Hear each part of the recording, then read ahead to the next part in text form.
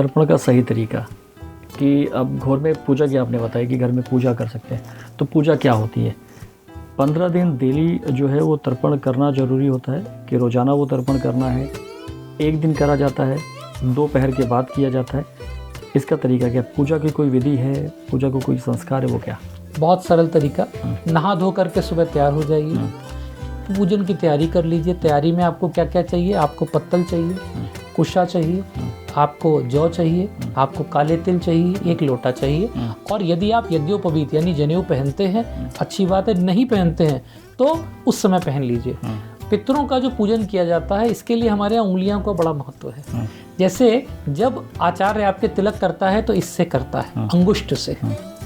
जब आप स्वयं भगवान को लगाते हैं तो आप लगाते हैं रिंग फिंगर से। जब पितरों का पूजन करते हैं तो किया जाता है इंडेक्स फिंगर से। तो पितरों को तिलक भी इंडेक्स से, पितरों का सारा सामान इंडेक्स से छुआ जाता है। तो सरल तरीका यह है, एक पत्तल लीजिए, पत्तल पर अगर आप त्रिपिंडी पूजन करना चाहते हैं तो आप 3 पिंड बना लीजिए। नहीं 3 पिंड बनाने, नहीं बहुत जानकारी है तो एक छोटा सा बढ़िया सा पिंड बना लीजिए। पिंड काहे का? आटे का बना लीजिए, उस पर थोड़े से काले तिल लगा दीजिए।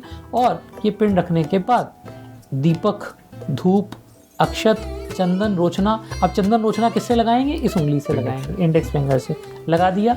और जनेऊ कैसे धारण करेंगे? जैसे माला पहनते हैं।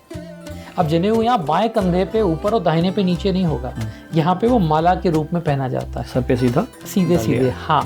और यहाँ फंसा लिया जाएगा दोनों अंगूठों के बीच में, और उसके बाद ये क्रिया की जाती है। करने के बाद में आप पितृ भगवान का ध्यान कर सकते हैं, उनका मंत्र बोल सकते हैं। मंत्र बोलने के बाद आप तर्पण करने जाएंगे। तर्पण यानी जल तर्पण देंगे। तो आप 3 बार में लोटा 3 बार चाहे भर लीजिए, लोटा 1 बार लिया, भर करके तर्पण दिया, जिसमें आप ध्यान करेंगे अपने पितामह यानी कि परदादा। फिर आप ध्यान करेंगे अपने दादा। फिर ईश्वर न करे जिनके पिता नहीं है वो ध्यान करेंगे, पर जिनके पिता हैं उनको तर्पण नहीं करना होता है। इसीलिए अपने यहाँ कहा जाता है अगर पिता है तो तुम क्यों करोगे। एक और बहुत महत्वपूर्ण रीति अपने यहाँ बनी हुई है, वो है कि जब तर्पण करना है तो तर्पण या तो जो ज्येष्ठ है वो करेगा या जो अनुज है वो करेगा, जो मध्यम है वो नहीं करेंगे। यानी कि बड़ा बेटा करेगा या छोटा बेटा करेगा।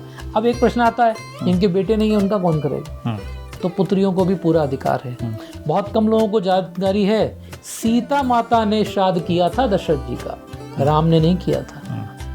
इसीलिए आज भी फागु नदी शापित है। आनंद टीवी से जुड़ने के लिए आप हमें व्हाट्सएप करें 9277395752 पर।